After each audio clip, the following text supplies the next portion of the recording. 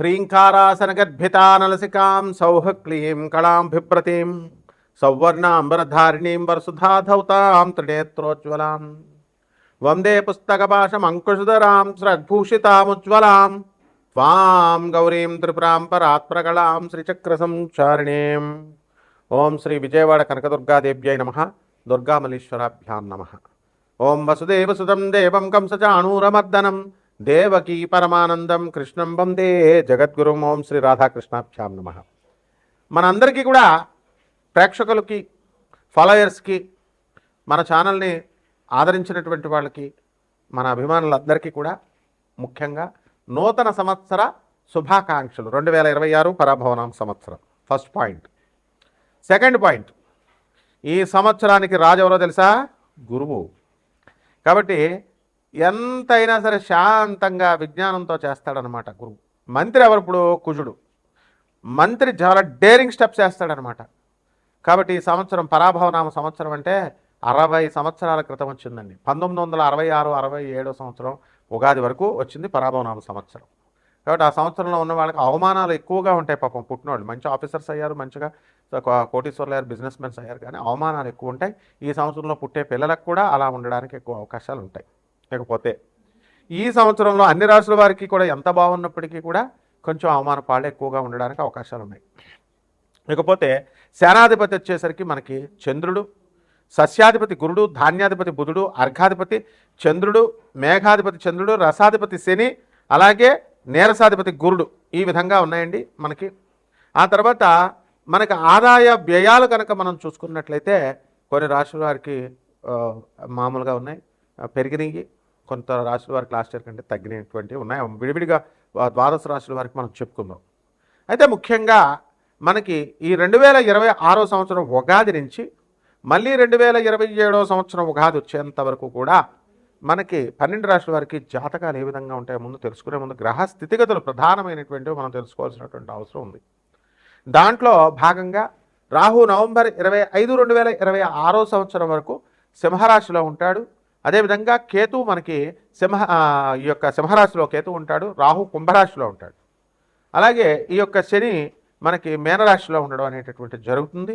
ఈ సంవత్సరం మొత్తం అంతా కూడా మనకి ఈ యొక్క గురుడు జూన్ 2, 2026 సంవత్సరం దాటిన తర్వాత మనకి కర్కాటక రాశి ప్రవేశం చేస్తాడు. ఆ తర్వాత అక్టోబర్ తర్వాత అతిచారాలు, వెనక్కి వెళ్ళాలు, రెట్రోగ్రేడ్ అవడాలు ఇలాంటివన్నీ కూడా జరుగుతూ ఉంటాయి. అయితే మిగతా గ్రహాల యొక్క చిన్న గ్రహాలు రవి, కుజ, శుక్ర, బుధ గ్రహాలన్నింటినీ, చంద్రుడిని, వీటిలన్నింటినీ మనం పరిగణలో తీసుకొని మనం ఈ యొక్క ఉగాది జాతకాలు మనం చెప్పబోతున్నాం. ఒక్కొక్క రాశి వారికి ఏ విధంగా ఉంటుందో మనం చూద్దాం. ముఖ్యంగా ఇవన్నీ కూడా కోటాను కోట్ల మంది కామన్ ప్లాట్ఫామ్ మీద చెప్పబడేటటువంటివి కాబట్టి స్కెలిటన్ ఐడియా 90% వరకు మీకు అప్లై అవుతాయి. అండ్ వ్యక్తిగత జాతకాలు అనేటటువంటివి చూడాలంటే మీ యొక్క డేట్ ఆఫ్ బర్త్లో ఇవన్నీ కూడా ఉండాల్సినటువంటి అవసరం ఉంది టైము. సో అటువంటి వాళ్ళు తప్పకుండా మీకు కావాల్సినటువంటి వాళ్ళు మనం సంప్రదించవచ్చు. మనం నాన్ కమర్షియల్ బేసిస్తో మనం చెప్పడం అనేటటువంటి జరుగుతుంది. బాగుంది అంతవరకు. ఇక 12 రాశుల వారికి ఒక్కొక్క రాశి వారికి ఏ విధంగా ఉందో ఈ సంవత్సరం అంతా కూడా ఉగాది నుంచి నెక్స్ట్ ఉగాది 2027 వరకు మనం చూద్దాం.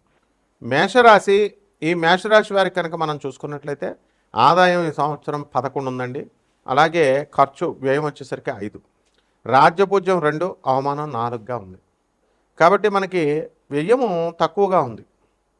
తక్కువ ఖర్చు పెడతాం కాబట్టి నష్టాలు అనేటటువంటి మన లైఫ్లో కష్టాలు తక్కువగా ఉండడానికి అవకాశాలు ఉన్నాయి. అయితే ఈ యొక్క మేషరాశి వారికి అందరికీ కూడా ఏలినాటి శని జరుగుతుంది. ఈ ఏలినాటి శని ప్రభావం వల్ల మనకి అపనిందలు పడేటటువంటి అవకాశాలు ఉన్నాయి. అసలే అవమానాలు 4 ఉన్నాయి. కాబట్టి స్త్రీల వ్యవహారాల్లో జాగ్రత్తగా ఉండండి. ఇకపోతే ఆదాయాల దగ్గరికి వచ్చేసరికి విపరీతమైన ఆదాయం ఉంది లాస్ట్ ఇయర్ కంటే కూడా. కాబట్టి మేషరాశి వాళ్ళందరూ కూడా బ్రహ్మాండంగా మీరు సంపాదించడం అనేటటువంటిది జరుగుతుంది. ఇకపోతే ఈ రాశి వారికి మీరు ఉద్యోగాలు, ప్రభుత్వ ఉద్యోగాలు, ప్రైవేట్ ఉద్యోగాల్లో ఉన్నటువంటి వాళ్ళు మీకు బకాయిలు ఈ సంస్థ ఏమేమి ఉంచవు. కాబట్టి అన్నీ కూడా ఇచ్చేయడం జరుగుతాయి. జీతబత్యాలు, టీఏలు, డిఏలు, అరియర్స్లు అన్నీ మీకు చేతికొచ్చేస్తాయి. అలాగే రిటైర్మెంట్ అయినటువంటి వాళ్ళు ఎవరైతే ఉన్నారో వాళ్ళకి వన్ టైం లైఫ్ సెటిల్మెంట్ చేసి మీకు ప్రభుత్వం అంతా కూడా తిరిగి ఇచ్చేయడం జరుగుతుంది. ఇక ప్రైవేట్ ఉద్యోగస్తులకి యాజమాన్యాలు మిమ్మల్ని గుర్తించడం అనేటటువంటివి జరుగుతాయి. కాబట్టి ప్రమోషన్స్ రావడానికి అవకాశాలు ఉన్నాయి. అయితే ఎన్ని శుభకార్యాలు జరుగుతున్నప్పటికీ కూడా ఏలినాటి శని జరుగుతుంది కాబట్టి ఒక రకమైనటువంటి వైరాగ్యంలోకి మీరు వెళ్ళిపోతారు. ఇక ప్రేమ వ్యవహారాల దగ్గరికి వచ్చేసరికి కొంచెం ఫెయిల్ అవ్వడానికి అవకాశాలు ఉన్నాయి. అలాగే అర్ధాష్టమంలో ఉన్నటువంటి గురుగ్రహ ప్రభావం జూన్ 2, 2026 సంవత్సరం నుంచి అనేకమైనటువంటి సమస్యలను మీకు తీసుకొస్తుంది. అలాగే ఆర్థికపరమైనటువంటి లావాదేవీల్లో వెనుకబడిపోవడానికి అవకాశాలు ఉంటాయి. మీ స్నేహితులు మీతో పాటు చదువుకున్నటువంటి వాళ్ళంతా కూడా బాగా సంపాదించి ముందుకు వెళ్ళిపోవడం అనేటటువంటి జరుగుతాయి. మీరు ఎంతసేపు కూడా ఈ ఏలినట్స్ కాబట్టి ప్రేమల్లో కోసం పాకులాడుతూ అనవసరమైనటువంటి విషయాల మీద దృష్టి పెడుతూ అనవసరమైనటువంటి వ్యక్తులతో టాపిక్స్ మీద మాట్లాడుతూ టైం వేస్ట్ చేసుకోవడం అనేటటువంటిది జరుగుతుంది. ఇకపోతే రైతులు వచ్చేసరికి బ్రహ్మాండమైనటువంటి సంపాదన సంపాదిస్తారు. వాళ్ళు తీసుకున్నటువంటి బ్యాంకుల దగ్గర లోన్లు అవనాయండి, లేకపోతే వ్యక్తిగతమైన పర్సనల్గా తీసుకున్నటువంటి లోన్స్ అవనాయండి, రుణాలు అవన్నీ కూడా తీర్చేయడానికి అవకాశాలు ఉంటాయి. అలాగే ఈ యొక్క నిద్ర అనేటటువంటిది చాలా ఎక్కువగా మందకొడిగా ఉంటుంది. పనులు కూడా మరి శని మీనరాశిలో ఉన్న కారణంగా పనులు కూడా మందకొడిగా ఉంటాయి. అయితే వీళ్ళందరికీ కూడా పిప్పన్ను నొప్పులు, మోకాళ్ళ నొప్పులు ఇలాంటివి రావడానికి అవకాశాలు ఉంటాయి. అంటే జీవితం అంటే ఏంటో మీకు తెలియజేస్తుంది అనమాట. నన్ను మించిన వాడు లేడు, నేను చాలా గొప్పోడిని, దేవుడు లేడు, నాకు నేనే సంపాదించేసుకున్నాను, నాకు నేనే పైకి వచ్చేసాను, బిల్డింగ్లు కట్టా, 4 కార్లు కొన్నా, పేదవాళ్ళకి ఏమీ నేను సాయం చేయాల్సినటువంటి అవసరం లేదు అని విర్రవీగుతున్నటువంటి వాళ్ళకి ఎవరైతే ఉన్నారో అటువంటి వాళ్ళకి జస్ట్ పిప్పర్ నొప్పి వస్తే జస్ట్ ఒక 10 నిమిషాలు బాగా భరించండి, చూద్దాం. అందువలన ఇక్కడ పేదవాళ్ళకి, అనాథలకి, సాధువులకి, తర్వాత ఈ యొక్క వికలాంగులకి ఎక్కువ సేవ చేయాలంటే మీకు రోడ్డు మీద కనబడిన ప్రతి ఒక్కళ్ళకి మీరు సహాయాలు చేసేస్తూనే ఉంటారు. 1000 రూపాయల నోటు ఇచ్చేయాలి అలాగా మీరు. అందుకని 10 రూపాయలు వేసి నేను దానం చేశాను కదా, ఆడ ఎవడన్నా అవనండి, పేదవాడు కనబడితే 1000 ఇచ్చేయండి అంతే, సాధువులు కనబడితే 1000 ఇచ్చేయండి. పేదవాళ్ళు నిజంగా పేదవాళ్ళు కాదు చూసివ్వండి, చూసుకోండి. మరి మీకు శని మంచిగా చేయకపోతే నన్ను అడగండి. కాబట్టి ఈ రకంగా ఈ యొక్క ఏలినాటి శనిలో విద్యార్థులు కూడా చదువులో వెనకబడి ఉండడానికి అవకాశాలు ఉంటాయి. కాబట్టి ఈ విధంగా మనకి అనేకమైనటువంటి ఒడిదుడుకులు, లెసన్స్, మీ అన్నదమ్ముల నుంచి వ్యతిరేకత, మీ అక్కా చెల్లెల నుంచి ఆస్తి పోరాటాలు, కోర్టు కేసులతో సతమతమైపోయి చాలా బిజీగా ఉంటారు. అసలు మేష రాశి వాళ్ళు అయితే ఇప్పుడు మనం ఎవరినైనా చూడండి, నేను చాలా బిజీ అండి అంటారు. ఏంట్రా బిజీ అంటే కోర్టు కేసులు అనమాట. ఏలినాటి శని వచ్చిందంటేనే అంతే, శత్రువులో ఫ్రెండ్స్ ఎవరో ఒకరు కోర్టులో కేసులు ఇలాంటివన్నీ కూడా జరుగుతాయి. కాబట్టి మేష రాశి వాళ్ళు ఇల్లు లేనటువంటి వాళ్ళు ఇల్లు కొంటారు, స్థలాలు లేనటువంటి వాళ్ళు స్థలాలు కొంటారు. ఆ రకంగా మనము అనేకమైనటువంటి విజయాలు మీరు సాధించడం అనేటటువంటివి జరుగుతాయి. పెళ్ళిళ్ళు చేయండి, కట్నాలు ఇవ్వకండి, కట్నాలు తీసుకోకండి, పెళ్ళిళ్ళు అవుతాయి. శనీశ్వరుడు తొందరగా చేస్తాడు. కట్నాలు ఇచ్చి చేసినటువంటి పెళ్ళిళ్ళు కానీ, కట్నాలు తీసుకొని చేసినటువంటి పెళ్ళిళ్ళు కానీ ఏలినాటి శనిలో నేను చెప్తున్నాను, ఎవరు చెప్పట్లేదు, అవి డమాలు అయిపోవడానికి అవకాశాలు ఉంటాయి. కాబట్టి మళ్ళీ తర్వాత మేము ఎంత ఖర్చు పెట్టామండి అని అంటే కుదరదు. ఒకళ్ళని పీడించితే శనీశ్వరుడు ఒప్పుకోడు. ఈ రకంగా మనకి ఈ యొక్క ఏలినాటి శని జరుగుతుంది మనకి.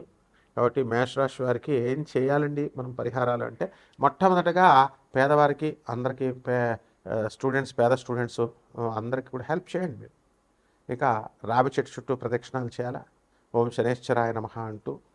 అలాగే యక్షిణీ సాధన, మీకు ఏమండి మాకు భౌతిక సుఖాలు కావాలండి, మాకు అప్పుల బాధలు పోవాలండి, డబ్బులు బాగా రావాలండి అంటే చేయండి. మరి అమ్మవారి పార్వతీ అవతారాలే, శక్తి స్వరూపిణి అవతార యక్షిణీ సాధన చేయండి. యక్షిణీ అమ్మవారి యొక్క ఆరాధన చేయడం ద్వారా, మంత్ర జపం చేసుకోవడం ద్వారా సరిపోతుంది.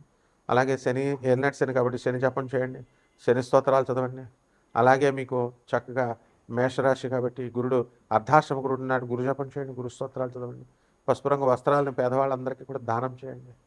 ఈ రకంగా మీరు శనగల నివేదన అంటే కిలోంపావు శనగలను కాదు, దగ్గరగా మీరు పంతులు గారికి ఒక బస్తా శనగలు ఇవ్వాలి మీరు.